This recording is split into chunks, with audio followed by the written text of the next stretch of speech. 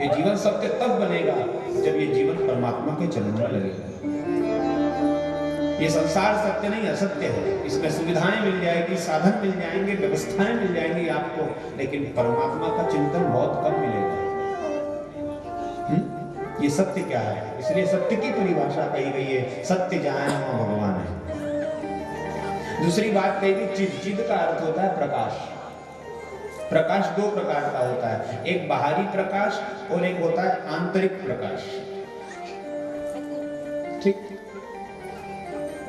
जैसे किसी अंधेरे कमरे में कोई बल्ब लगा दिया जाए तो पूरे कमरे को प्रकाशित कर देता है। ठीक, उसका स्विच ऑन करोगे तो प्रकाश हो जाएगा, वहां का अंधेरा और वहां का जो अंधकार वो नष्ट हो जाएगा। एक वो प्रकाश है जो दिखाई देता है और एक वो प्रकाश है जो ना दिखाई देता है। जो ना दिखाई देता है वो केवल आपको सत्संग में ही मिल सकता है और कहीं नहीं प्राप्त हो सकता। यहाँ बैठने के बाद ऑटोमेटिक आपके बल्ब अंदर चालू हो जाएंगे। बैठने के बाद कोई स्विच ऑन करने की आवश्यकता नहीं पड़ेगी। यहाँ बैठने के बाद आपको जीवन भी असत्य लगेगा। यहाँ बैठने के बाद आपको केवल परमात्मा से प्रीति होगी। जब तक मनुष्य भगवान की शरण में बैठता है, जब तक मनुष्य भगवान की कथा में बैठता है और जब तक मनुष्य भगवान की शरणागति में रहता है, तब तक वो भगवान का भक्त बना रहता है। और जहां वो शरणागति से दूर हो जाता है तो उसी अंधकार में वापस खो जाता है। ये भागवत जो है ना, ये आपके मन को प्रकाशित करती है। ये जो भागवत है ना, ये डायरेक्ट भगवान से जोड़ने का काम करती है। ये जो भागवत है ना, ये केवल परमात्मा से मिलाने का एक संबंध है, केवल साधन है। इसलिए भगवान से कैसे जुड़ा जाए, भगवान की भक्ति कैसे की जाए, भगवान से कैसे डायरेक्ट संबंध बनाया जाए, ये केवल भागवत ही सिखा सकती है और कोई नहीं सिखा सकता। यहाँ बैठने के बाद आपको ऑटोमेटिक ज्ञान आने लग जाएगा, बल्ब चालू हो जाएगा ना अंदर। यहाँ बैठने के बाद ऑटोमेटिक आपको पता चल जाएगा, नहीं हाँ ये भागवत है, हमने सुन रखी है, कितनी बार सुनी है, हजारों बार सुनी है, बार बार सुनी है, फिर भी हमारे मन में व्याकुलता मची रहती। क्यों? क्योंकि हमने ठीक तरीके से अभी तक नहीं सुनी। उसका अर्थ है चिद। तीसरी बात कही गई आनंद की। वो आनंद क्या है? बढ़िया BMW गाड़ी में घूमने से आनंद नहीं मिलता भाई। बढ़िया 56 प्रकार के मेवे मिष्ठान खाने से आनंद नहीं मिलता है भाई। बढ़िया से सुंदर वस्त्र आभूषण पहनने से भी आनंद की अनुभूति नहीं होती है। आनंद तो एक महासागर का नाम है। यहाँ बैठने के बाद आनंद आएगा आपको। यहाँ बैठने के बाद मन प्रसन्न हो जाएगा।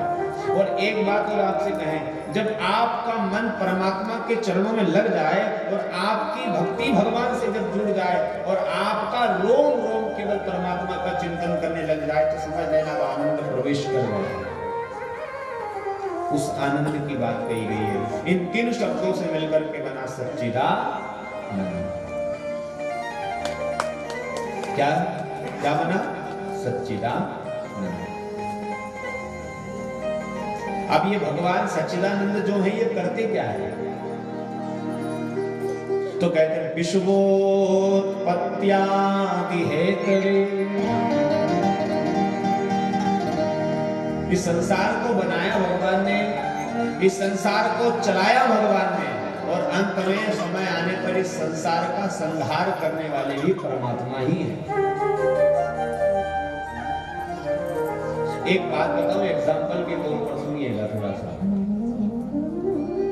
जैसे कोई इंसान पाप करता है ना, चोरी करे, पाप करे, झूठ बोले, तो उसको पता है सब कि परमात्मा मुझे देख रहा है, फिर भी करता है। उसको ये ज्ञान होता है कि भगवान कहीं न कहीं किसी न किसी रूप में, किसी न किसी भाव में मेरा दर्शन कर रहा है, मुझे देख रहा है।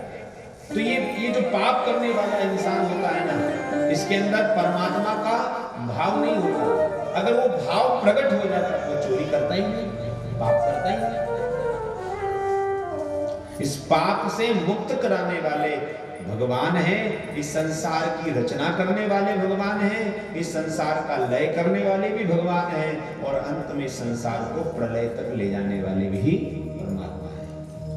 विश्वोत्पत्त्यादि हेतवे तापत्रय विनाशाय नाशाय। तीन प्रकार के पाप मानव के अंदर होते हैं, बहुत ध्यान से सुनिएगा बंधु। पहला पाप है दैहिक पाप, दूसरा है दैविक पाप और तीसरा है भौतिक पाप। दैहिक पाप उसे कहते हैं जो शरीर के द्वारा होता है, ठीक। किसी का अपराध कर देना, वाणी से किसी की गंदी बात सुन लेना, कान से कोई गंदा दृश्य देख लेना, आंख से मन अपवित्र हो जाना, इधर उधर भटकना, किसी का कल्याण नहीं करना, पाप की दृष्टि से सबको देखना, घृणा की दृष्टि से सबको देखना, ये शरीर के पाप है, इसको कहते दैहिक पाप। दूसरा है दैविक पाप। लोग तीर्थों में भी जाकर के पाप करते हैं, लोग मंदिरों में भी जाकर के पाप करते हैं, लोग सत्संग में भी जाकर के पाप करते हैं, यहां भी आकर के बैठ जाएंगे तो न जाने किसी किसी की बुराइयां ठोका करेंगे। तो पाप तो हर जगह विद्यमान है, कहां नहीं है पाप बताइए मुझे आप। आपके घर में पाप है, आपके नगर में पाप है, सब जगह पाप है। पाप व्यापक है, सब जगह विराजमान है, लेकिन उस पाप की दृष्टि से बच वही सकता है जिसके हृदय में भगवान सच्चिदानंद का स्मरण है। दैहिक दैविक भौतिक पाप। भौतिक पाप साधन मिल जाने के बाद भजन थोड़ी होता है भाई। अगर मैं आपको बढ़िया से यहाँ डंलप का गद्दा लगवा दूं, नीचे बैठे हो ना सब, मैं कहूँ कि चलो भैया एक काम करो, यहाँ डंलप का गद्दा लगा दो, और राजेंद्र भैया से कहूँ कि एक काम करो, 2-4 कूलर यहाँ ठंडे ठंडे रखवा दो, और बढ़िया व्यवस्था रख दो, तकिया भी रख दो, लोड भी रख दो, सारी व्यवस्था कर दो, और फिर इनसे कहो कि बैठ करके कथा सुनो। तो इतनी सारी व्यवस्था मिल जाने के बाद आप कथा सुन पाओगे? पंखा चल रहा है, बढ़िया गद्दा लगा हुआ है, तकिया लगा हुआ है, लोट लगा हुआ है, इतनी व्यवस्था मिल जाने के बाद फिर भक्ति थोड़ी होती है। फिर तो क्या होता है, साधन मिल जाने के बाद इंसान भगवान को भूल जाता है, तो अपनों को कौन याद रखेगा भाई?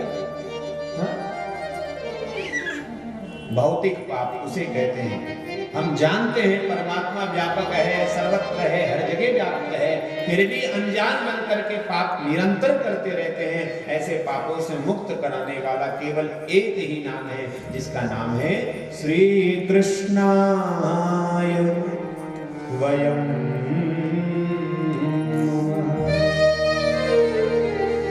ऐसे भगवान को हम प्रणाम करते हैं। यह है श्रीमद् भागवत के महात्मा का प्रथम श्लोक।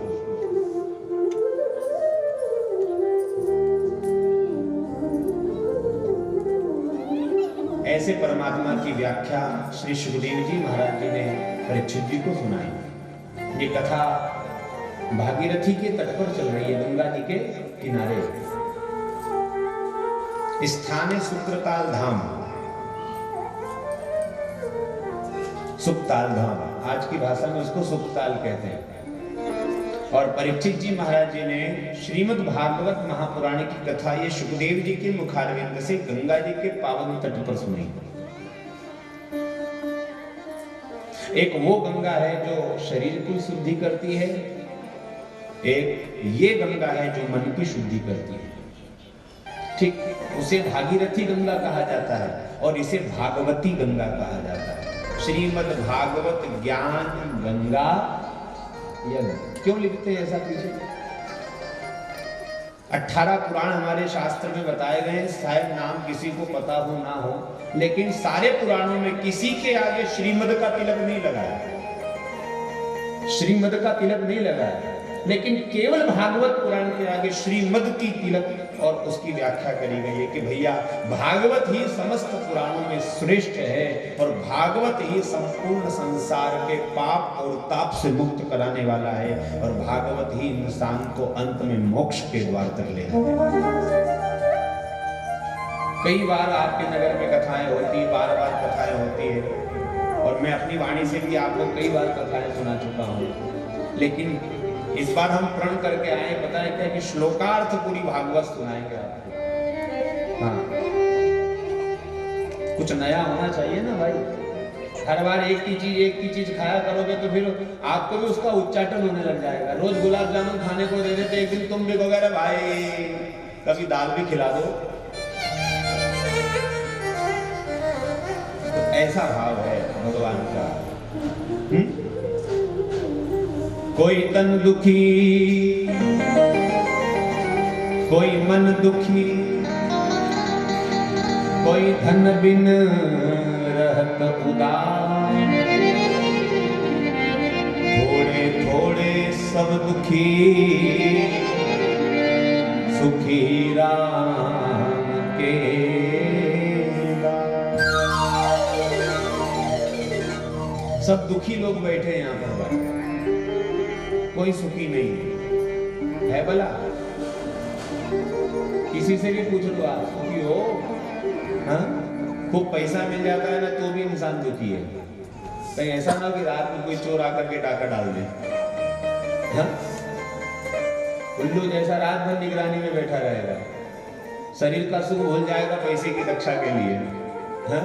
तो कोई तन का दुख लेकर के बैठा है, कोई मन का दुख लेकर के बैठा है, कोई धन का दुख लेकर के बैठा है। जिसके पास धन है तो वो तन और मन से दुखी है, जिसके पास मन अच्छा है तो तन से दुखी है, और जिसके पास तन अच्छा है तो धन से दुखी है, और जिसको धन दिया है वो तन और मन दोनों से दुखी है।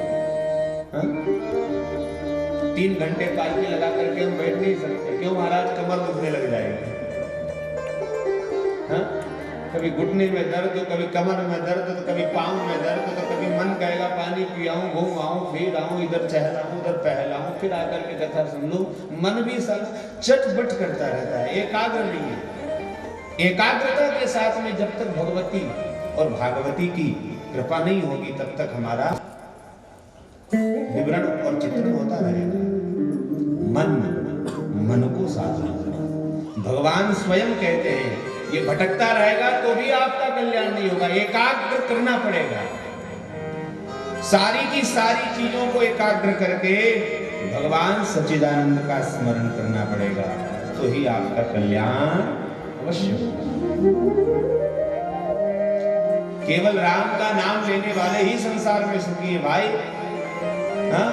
जो केवल सुबह कमाते हैं, शाम को चूल्हा जलाते हैं, शाम को सोते हैं आराम से भगवत भजन करके, सुबह उठ करके फिर कमाते हैं, फिर खाते हैं, फिर दिन भर आराम करते हैं, फिर सुबह का काम शाम को, शाम का काम सुबह, ऐसे निरंतर करने वाले जहां ज्यादा हो जाता है वहां तकलीफ भी है भाई। खूब ज्यादा भी हो जाएगा तो भी तकलीफ, और नहीं रहेगा तो भी तकलीफ है भैया। कौन सुखी है संसार में? एक भी प्राणी ऐसा है जो अपनी छाती पर हाथ रख करके कह दे कि महाराज मैं संसार का सबसे सुखी इंसान हूं? हाँ?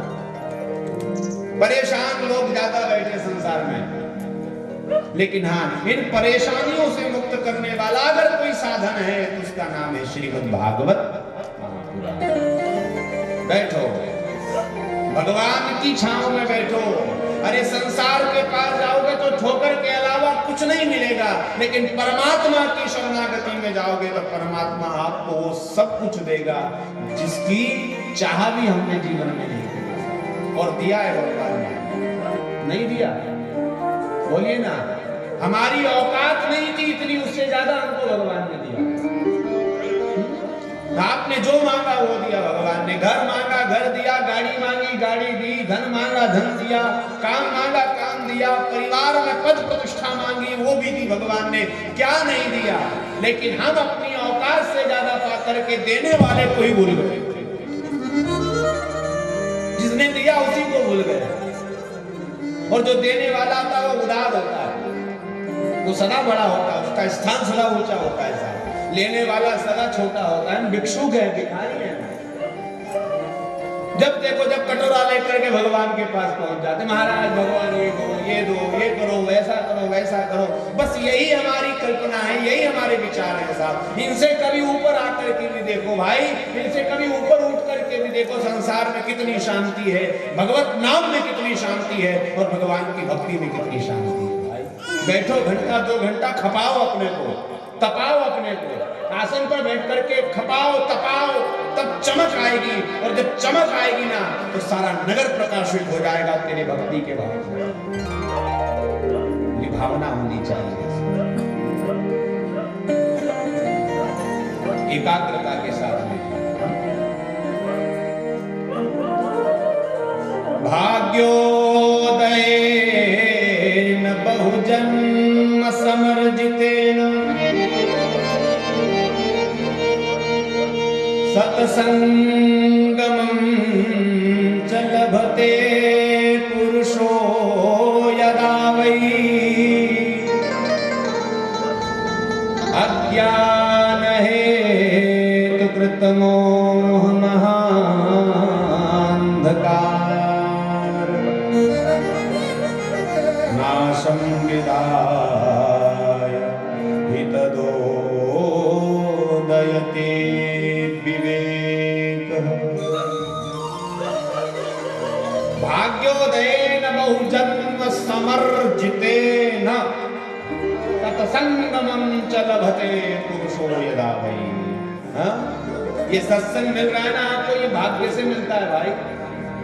हर किसी की ताकत नहीं कि पांडाल के अंदर आकर के बैठ जाए। कई लोग मोटरसाइकिल लेकर के गुजर जाएंगे, कई लोग पैदल चले जाएंगे, कई लोग देख करके प्रणाम भी नहीं करेंगे और निकल जाएंगे साहब, लेकिन ताकत उसी की होगी जो इस पांडाल के अंदर आकर के बैठेगा भाई, और उसी के ऊपर भगवान की कृपा होगी जो भगवान के सम्मुख आकर के बैठेगा। हर किसी की नहीं। कई लोग गुजर जाते हैं यहाँ से भाई, लेकिन एक बात और कहें आपसे, विशेष प्रकार से सुन लीजिए, ये सत्संग का जो प्रभाव होता है ना, ये 3 घंटे ही मानव के ऊपर रहता है बस। जब तक पांडाल में बैठोगे ना, जब तक भगवान की छत्र छाया में बैठे रहोगे ना, तब तक आपको इस सत्संग का फल मिलता रहेगा। और चाहे इस पांडाल को छोड़ करके बाहर हुए ना, तो फिर इंसान वैसे ही हो जाता है जैसे पहले था। परिवर्तन कुछ नहीं आया। कैसे आ सकता है भाई? परिवर्तन लाने के लिए अपने आप को परिवर्तित करना पड़ता है, और अपने आप को जब तक परिवर्तित नहीं करोगे तब तक परिवर्तन कैसे आ सकता है? सत्संगमं च लभते पुरुषो यदा, अज्ञानता के अंधकार को नाश करने का साधन ही मात्र सत्संग है भाई। सत्संग मतलब संतों का संग, सत्संग मतलब भगवान का संग, सत्संग मतलब महापुरुषों का संग। अच्छे के साथ बैठोगे तो अच्छाई मिलेगी, है ना? सब जानते हैं। गलत लोगों के साथ बैठोगे तो गलती मिलेगी भाई। बुरे लोगों के साथ बैठोगे तो बुरे कहलाओगे, अच्छों के साथ बैठोगे तो अच्छे कहलाओगे, और भगवत भजन में बैठ करके सत्संग के साथ बैठोगे तो भगवान के भक्त कहलाओगे। भक्त बनो, ऐसे बनो कि जिस गली से निकल जाओ उस गली से तुम्हारी जय जयकार हो जाए। ऐसे बनो जहां बैठ जाओ वहां लोग तुम्हारे आदर में फूल बिछा दे। ऐसे बनो जहां चले जाओ वहां संसार तुम्हारी जय जयकार करने लग जाए। संसार को छोड़ो, परमात्मा अगर तुम्हारे लिए प्रसन्न हो जाए तो समझ लेना यही तेरी उपलब्धि है और यही तेरा सत्संग है। इसलिए श्रीमद् भागवत महापुराण में संसार के अंतर्गत भगवान ने श्री सुखदेव जी महाराज जी ने परीक्षित जी को श्रीमद् भागवत महापुराण की कथा सुनाई। ये कथा भागीरथी गंगा जी के पावन तट पर चल रही है। सुनाने वाले सुखदेव जी महाराज हैं और सुनने वाले श्री परीक्षित जी महाराज हैं। परीक्षित जी को भी श्राप लगा है 7 दिनों का, और उसी 7 दिनों के अंतर्गत इस कथा का रसपान श्री परीक्षित जी महाराज कर रहे हैं। सुखदेव जी ने महात्मा का वर्णन किया। महात्मा की चर्चा भागवत के अंदर दी गई है। किसी भी चीज में प्रवेश करने से पहले उसकी रूपरेखा को जानना पड़ता है ना? भागवत में प्रवेश करोगे तो भागवत में जानना पड़ेगा। कथा में प्रवेश करोगे, किसी भी काम को प्रारंभ करने से पहले उसकी रूपरेखा बनाई जाती है। जैसे राजेंद्र भैया ने भागवत करवाई, 10 दिन पहले से इसकी रूपरेखा बनाई, 20 दिन पहले से इसकी रूपरेखा बनाई, पत्रिका छपाई, बांटा, सबको निमंत्रण दिया, व्यवस्था करी, पांडाल लगाया, व्यवस्था करी। पहले से नहीं करते तो क्या ये कथा से आरंभ हो जाती? नहीं होगी ना। इसलिए रूपरेखा बनानी पड़ती है। ऐसे ही भागवत कथा में प्रवेश करने से पहले महात्मा को जानना बहुत जरूरी है, अपने आप को जानना बहुत जरूरी है। ये धुंधुकारी कौन है, ये गौकर्ण कौन है? ये धुंधुकारी गौकर्ण कोई और नहीं, हम सब हैं। समय आने पर यही इंसान धुंधुकारी भी बन जाता है और समय आने पर यही इंसान गौकर्ण भी बन जाता है।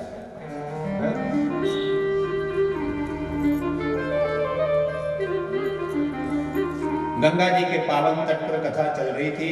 समस्त देवता लोगों को पता चला कि अरे सुखदेव जी महाराज कथा सुना रहे हैं, वो भी परीक्षित जी को। तो सारे देवता लोग अपना प्रलोभन लेकर के, अपनी लालच लेकर के, अमृत का घड़ा लेकर के श्री सुखदेव जी के पास में आए। कहने लगे महाराज एक काम करो, परीक्षित तो कथा इसलिए सुन रहा है क्योंकि उसको 7 दिन का श्राप लगा है, इसलिए एक काम करते हैं, परीक्षित जी को ये अमृत पिला करके मोक्ष प्रदान करते हैं, और बदले में ये भागवत जी की जो कथा है ना, ये हम समस्त देवता लोगों को श्रवण करवा दें।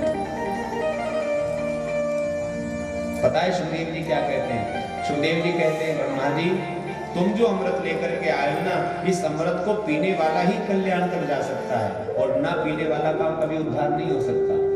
लेकिन ये जो भागवत रूपी अमृत रखा हुआ है ना, इसको पीने वाला भी कल्याण कर लेगा और सुनने वाला भी कल्याण कर लेगा। इसलिए आपके अमृत के सामने ये भागवत का अमृत बहुत बड़ा है। ब्रह्मा जी को बड़ा गुस्सा आया। ब्रह्मा जी गए अपने ब्रह्मलोक में, ज्ञान रूपी तराजू लगाया, उस ज्ञान रूपी तराजू पर एक तरफ अमृत का कलश रखा, 4 वेद रखे, तोलने का प्रयास किया मन के तराजू पर।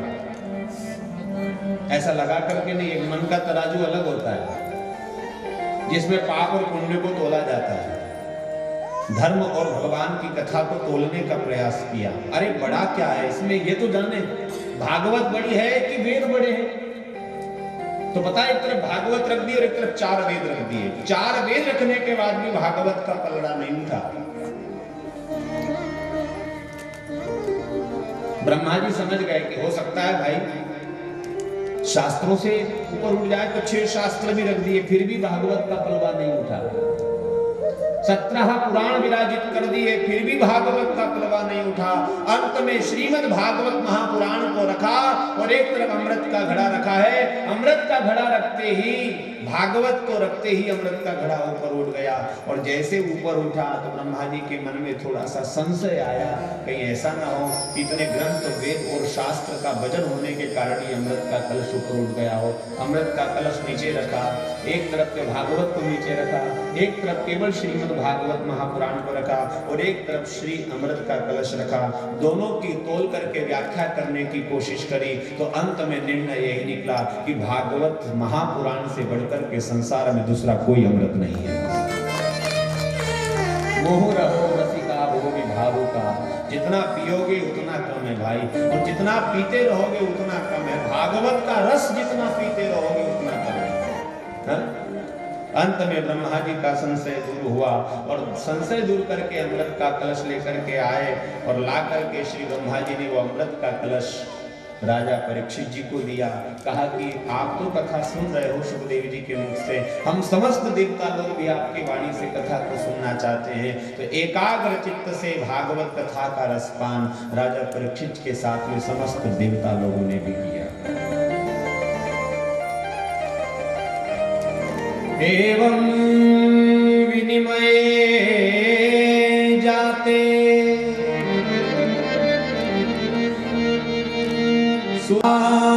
स्वाराज्ञा प्रपीयता प्रपास्यामो वयं सर्वे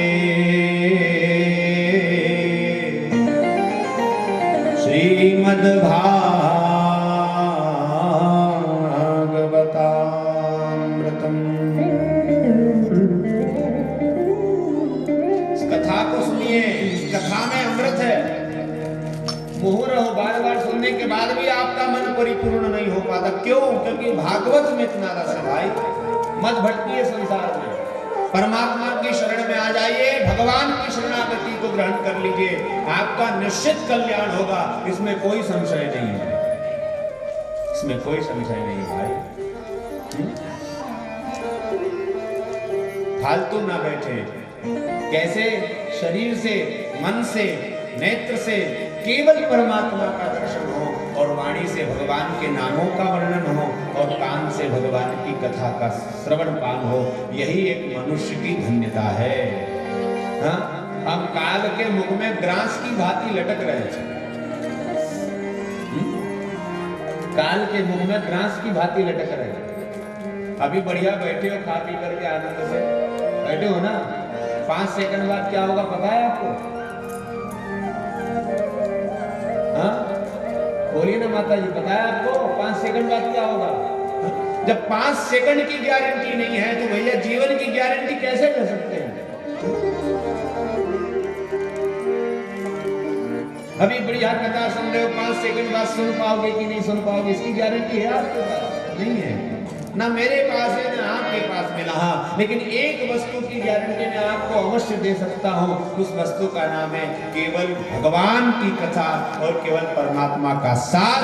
ये जीवन भर आपका साथ देगा भाई, जीवन भर जीते रहोगे तब भी परमात्मा साथ देगा, और संसार को छोड़ करके गए ना तब भी गोविंद का साथ मिलेगा भाई। काम ऐसा करके जाओ ताकि मरने के बाद लोग तेरे नाम के मंदिर बनवाए, लोग तेरे नाम की जय जयकार करे। ऐसा मत करके जाओ कि गली गली तेरे नाम पर थूके।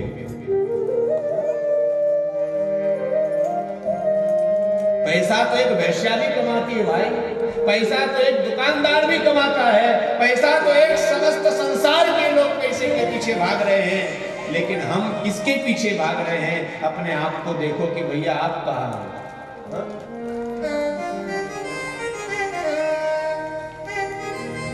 कबीरा सब जग निर्धना, धनवंता नहीं को,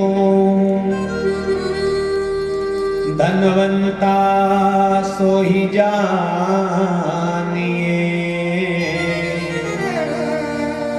जाके राम नाम धन हो।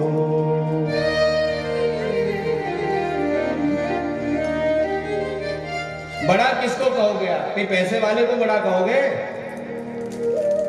कि बढ़िया सी 20 लाख की एयर कंडीशन गाड़ी में घूम रहा है वो बड़ा, या बढ़िया अप टू डेट प्रेस वाले कपड़े पहनता हो वो बड़ा? बड़ा कौन?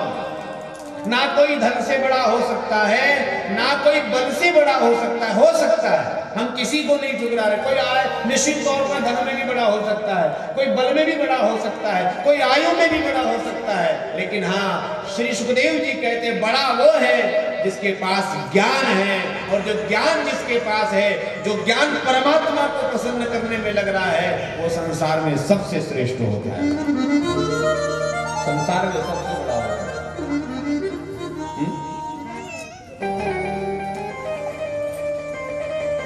श्वासन श्वासन पे भजो राम नाम गुणगान, ना जाने श्वासन को आवन हो या न हो।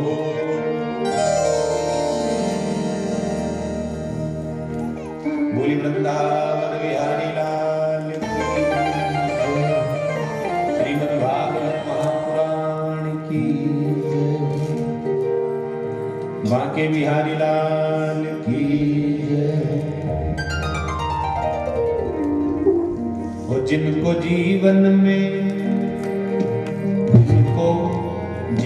में मिला सत्संग है, जिनको जीवन में मिला सत्संग है,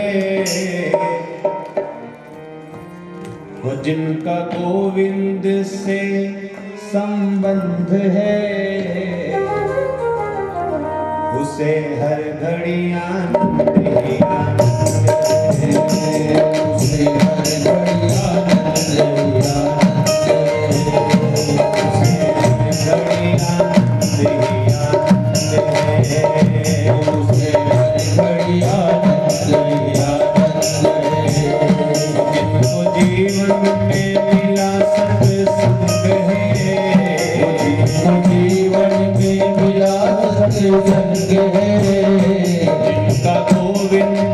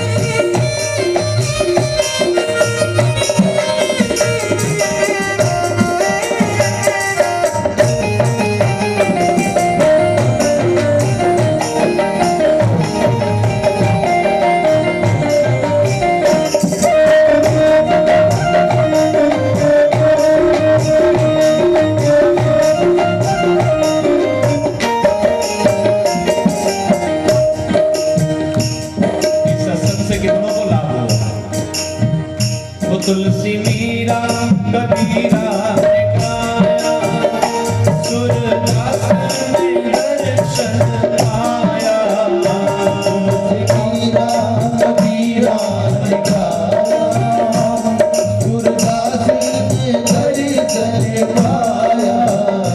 तुलसी मीरा कबीरा ने गाया, सूरदास ने दर्शन पाया। तुलसी मीरा कबीरा ने गाया, सूरदास ने दर्शन पाया। रोम रोम में, रोम रोम में, रोम रोम में बसे गोविंद है। रोम रोम में बसे गोविंद है। रोम रोम में बसे गोविंद है। रोम रोम में बसे गोविंद है। उसे हर घड़ी आनंद ही आनंद है।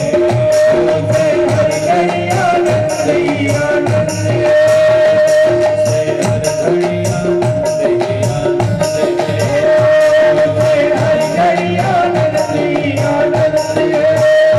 इनको जीवन में मिला सत्संग है। तो जीवन में मिला सत्संग है। इनको जीवन में मिला सत्संग है। तो जीवन में मिला सत्संग है। उसे हर घड़ी आनंद ही आनंद है। उसे हर घड़ी आनंद ही आनंद है।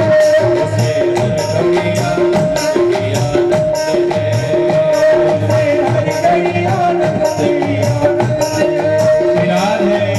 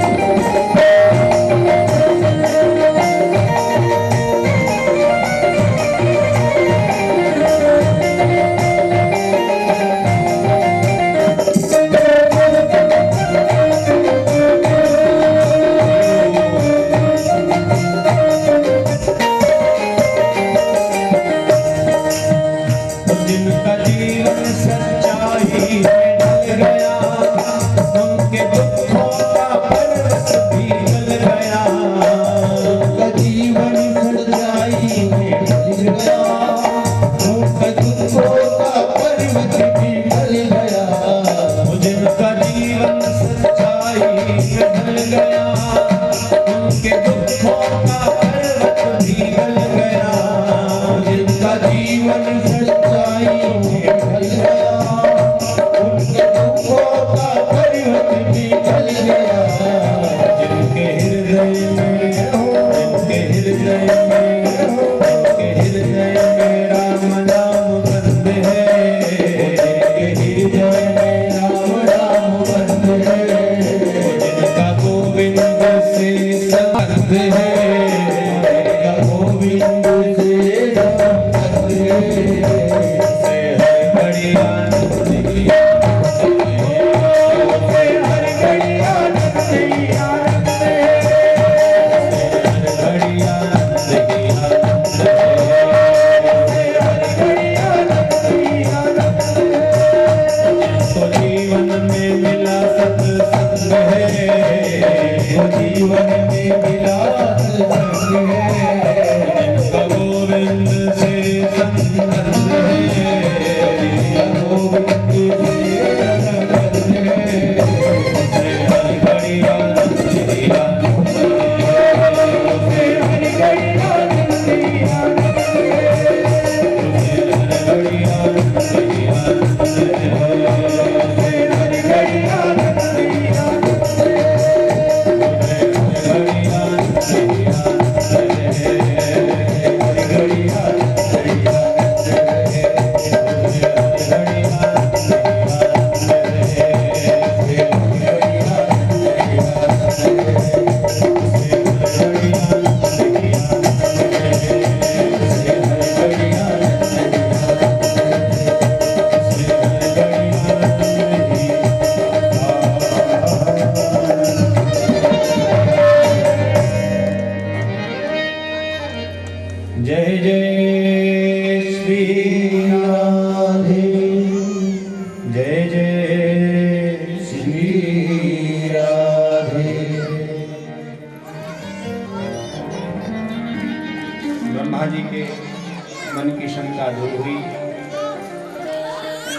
तत्पश्चात श्रीमद् भागवत महापुराण में भक्ति ज्ञान वैराग्य की चर्चा है। एक बार नारद जी तीनों लोगों का भ्रमण करते करते इस धरती पर आए। ये देखने के लिए आए कि संसार में सुख है कि दुख है।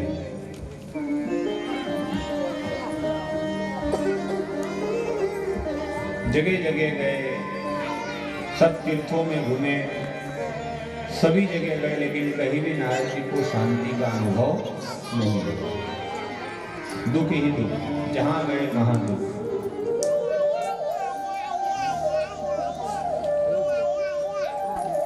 अंत में चिंतित होकर के नारद जी श्री धाम वृंदावन में गए। वृंदावन में जाते ही नारद जी को एक शांति का अनुभव हुआ। देखिए, ब्रज की महिमा अपार है। ब्रज के विषय में मैं जितना भी कहूं ना, मेरी वाणी के शब्द छोटे हैं। ऐसा ब्रज है हमारा। वृंदावन में श्री नारद जी ने यमुना जी का स्नान किया, श्री बिहारी जी का दर्शन किया, बहुत सारे तीर्थों की परिक्रमा करी। तत्पश्चात नारद जी श्री धाम वृंदावन से बाहर निकल रहे थे कि उन्होंने एक स्त्री को देखा।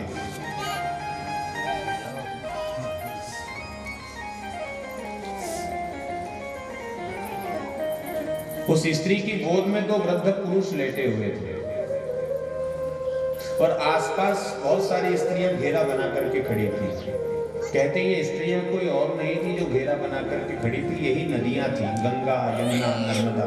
स्त्री का रूप धारण करके उस स्त्री के चारों ओर घेरा बना करके खड़ी थी। वो स्त्री दोनों वृद्ध पुरुषों को उठाने का प्रयास कर रही थी कि जागो, उठो, लेकिन वो जागृत नहीं हो रहे थे।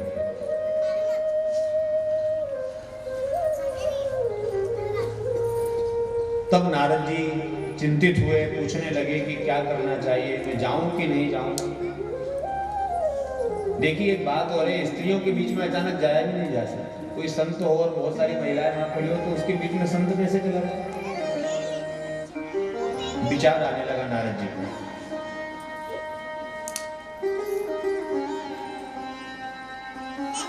कथम ब्रह्मादीन मुख कुतश्चिंता तुरो भवान् परितं गम्यते कुत्र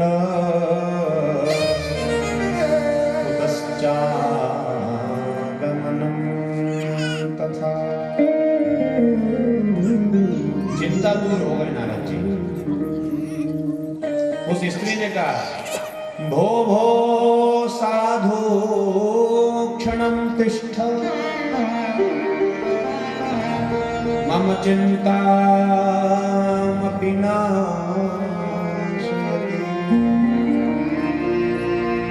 रुको साधु, मेरी चिंता को दूर करो। नारद जी ने पूछा, तुम कौन हो? उसने कहा, मेरा नाम भक्ति है। अच्छा, तुम भक्ति हो? तुम्हारी गोद में ये पुरुष लेटे हुए ये कौन है? उसने कहा, ये दोनों मेरे बेटे हैं। अरे, ये तुम्हारे पुत्र कैसे हो सकते हैं? तुम तो मुझे यौवन दिखाई दे रही हो और ये तो बूढ़े दिखाई दे रहे हैं। कहा कि हाँ नारद जी, ये दोनों मेरे पुत्र हैं, जिसमें एक का नाम ज्ञान है और दूसरे का नाम वैराग्य है। नारद जी ने कहा, देखो मैं कंफ्यूज हो रहा हूँ, चिंता हो रही है। तुम मुझे यौवन दिखाई दे रहे हो, बेटे बूढ़े हैं, ये कैसा संबंध माँ बेटे का? कहा कि नारद जी, मैं पूरी घटना आपको सुनाती हूँ, ध्यान से सुनो। द्रविड़ देश में मेरा जन्म हुआ। मैं द्रविड़ देश की जन्मी हूँ, कर्नाटक में पली बड़ी। मेरा पालन पोषण कर्नाटक प्रांत में हुआ। महाराष्ट्र में मुझे बहुत मान सम्मान मिला और महाराष्ट्र में आज भी भक्ति जवान है भाई। बड़े बड़े संतों की खान है महाराष्ट्र की भूमि। संत तुकाराम का नाम देख लो, संत नामदेव का नाम देख लो, ज्ञानानंद जी का नाम देख लो। इतने बड़े बड़ी विभूतियां, इतने बड़े बड़े महासंत, जो जिस धरती की उपज उस धरती का नाम है महाराष्ट्र। तो मुझे बहुत मान सम्मान मिला, मुझे बहुत पद प्रतिष्ठा मिली, मैं जवान हो गई। मेरे बेटों को लेकर के मैं गुजरात प्रांत में आई तो मुझे बुढ़ापे ने गिर लिया, मैं बूढ़ी हो गई, मेरे बेटे जवान हो गए। लेकिन नारद जी गुजरात में आने के बाद में ना मुझे भक्ति तो मिली, लेकिन भक्ति का दिखावा करने वाले लोग भी मिले। देखिए इंसान दो प्रकार के होते हैं, एक होते हैं अच्छे और एक होते हैं बुरे। अच्छे जो होते हैं ना वो कभी बुराई का साथ नहीं देते, जो बुरे होते हैं ना वो कभी अच्छे के साथ नहीं रह सकते। ये थोड़ा सा कॉम्बिनेशन है दोनों में। अच्छे लोग जहाँ रहेंगे ना वहाँ बुरे लोग नहीं अपना प्रभाव डाल सकते, और जहाँ बुरे लोग रहते हैं ना उनके बीच में अच्छा तो कभी रह ही नहीं सकता। लेकिन इन दोनों को छोड़कर के एक इंसान और होता है जो अच्छा भी होता है और बुरा भी होता है। बताइए इंसान कैसे होते हैं? ये घड़े में समय आने पर अच्छों के साथ हो जाते हैं और समय आने पर बुरे के साथ हो जाते हैं। केवल अपना फायदा सोचने वाले लोग ऐसे होते हैं। इसलिए नारद जी ने कहा, उस भक्ति ने कहा कि मैं जवान थी, मैं बूढ़ी हो गई गुजरात में आने के बाद, दोनों बेटे मेरे जवान हो गए। अब इनको लेकर के मैं श्रीधाम वृंदावन की ओर जाने लगी। तो जैसे वृंदावन की भूमि पर आई, न जाने नारद जी इस भक्ति में, इस भूमि में ऐसा क्या प्रभाव है, यहाँ ब्रज की भूमि में ऐसी क्या महत्वता है कि यहाँ पैर रखते ही, मैं तो बूढ़ी थी लेकिन मैं जवान हो गई, और दोनों मेरे बेटे जो जवान थे इस धरती पर पैर रखते ही बूढ़े हो गए। इसलिए नारद जी अब आप ही कोई मार्ग ऐसा दिखाइए, आप ही कोई ऐसा रास्ता बताइए ताकि मैं अपने बेटों को जगा सकूं, इनको उठा सकूं। अरे नारद जी ने कहा ये भी कोई बहुत बड़ी बात थोड़ी, ज्ञान वैराग्य को जगाना। ज्ञान को तो 1 सेकंड में जगा सकता हूँ, वैराग्य को 1 सेकंड में जगा सकता हूँ। कैसे?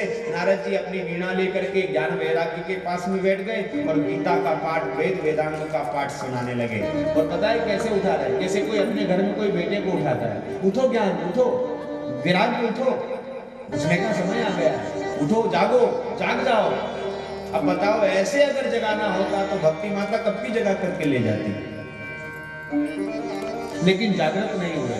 अंत में नारद जी व्याकुल हो गए, चिंतातुर हो गए, क्योंकि वो हो गया जो कभी नारद जी से नहीं हुआ। ज्ञान वैराग्य जागृत नहीं हुए तो किसी संत के चेहरे पर उदासी आ जाती है। देखिए कोई भक्त के मार्ग से अगर भटक जाता है ना तो संत हमेशा उदास हो ही जाते हैं। कोई भक्ति के मार्ग से पथिक हो जाता है ना तो संतों के चेहरे पर उदासीनता आ ही जाती है। नारद जी चिंतातुर हो गए। सनकादिक मुनियों का दर्शन हुआ, ब्रह्मा जी के 4 मानस पुत्र आ रहे थे। सनकादिक मुनियों ने नारद जी को चिंतातुर देखा, पूछा नारद जी इतने चिंतातुर क्यों हो? तो नारद जी ने कहा मैं भक्ति और ज्ञान और वैराग्य को जगाने का प्रयास कर रहा हूं, लेकिन वो जाग नहीं रहे हैं, इनको जगाने का कोई रास्ता दिखाइए। तो कहा नारद जी केवल ज्ञान और वैराग्य को जगाने का एकमात्र उपाय है जिसका नाम है श्रीमद् भागवत महापुराण।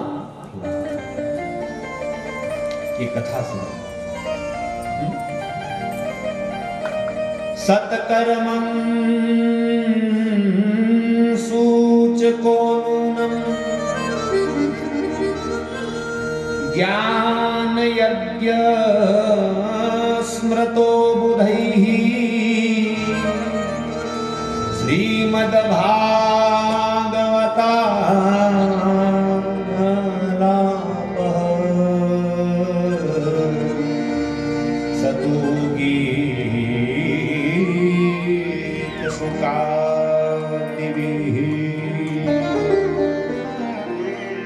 सत्कर्म से बड़े बड़े काम सफल हो जाते भाई। अच्छा कर्म करो, सत्कर्म किसको कहते हैं? सत्कर्म आपको पता है सत्कर्म किसे कहते हैं? क्या मंदिर जाना सत्कर्म है? क्या दान देना सत्कर्म है? क्या भक्ति करना सत्कर्म है? क्या ये सत्कर्म दुकान पे मिल सकता है? क्या ये सत्कर्म बाजार में मिल सकता है? क्या कहीं नहीं मिल सकता। ये सत्कर्म केवल आपको सत्संग में ही मिलेगा। ये सत्कर्म केवल आपको किसी संतों के पास मिलेगा। ये सत्कर्म गौ सेवा में मिलेगा, ये सत्कर्म साधु सेवा में मिलेगा, ये सत्कर्म भगवत कथा सुनने में मिलेगा, ये सत्कर्म दान करने में मिलेगा, और यही सत्कर्म माता पिता की सेवा में भी मिलेगा। कोई संशय नहीं, सत्कर्म सबसे बड़ा श्रेष्ठ है।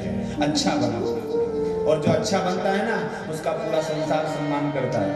चलिए एक बात बताइए, सब ज्ञानी लोग बैठे हैं, कभी न कभी तो स्कूल गए होंगे आप लोग, है ना?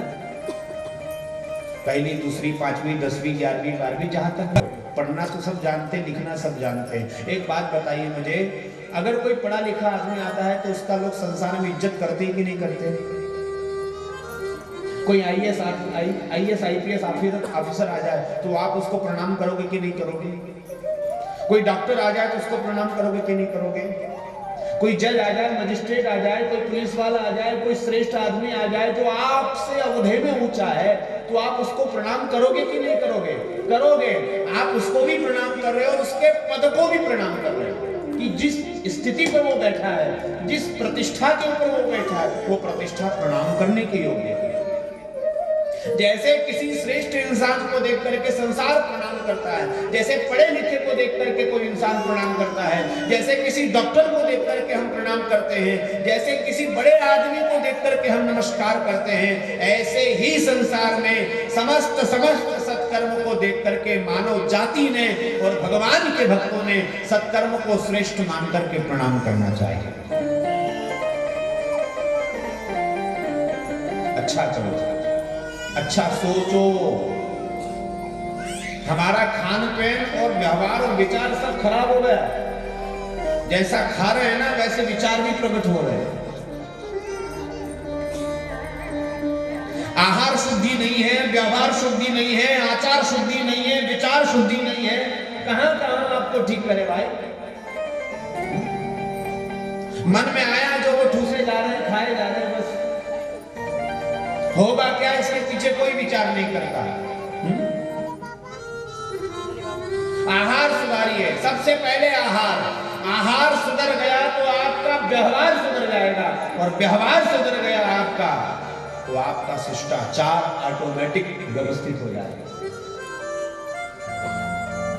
ये बहुत ध्यान देने वाली बात है भाई, बहुत सुधारने वाली बात है। श्रीमद् भागवतम सतुगीत सुकानिधि। भागवत कथा सुनाओ ज्ञान वैराग्य को। तब भक्ति माता को साथ लेकर के श्री नारद जी महाराज ज्ञान वैराग्य को साथ लेकर के श्रीमद् भागवत महापुराण की कथा में प्रवेश किया।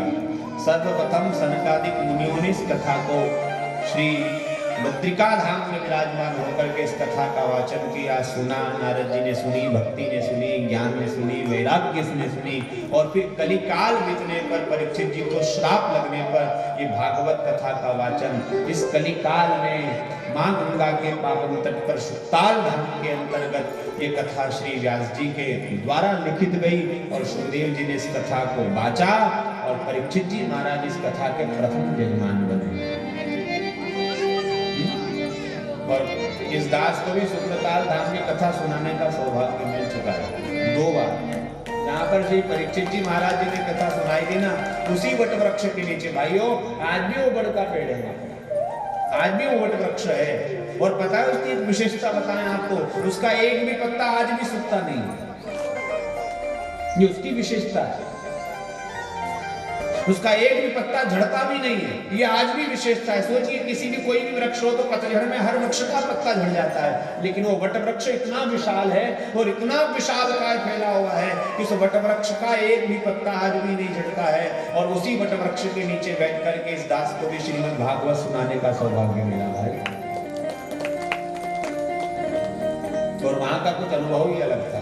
हाँ, ऐसा लग रहा था कि मानो साक्षात सुखदेव जी की गोद में बैठ करके कथा सुना रहे हैं।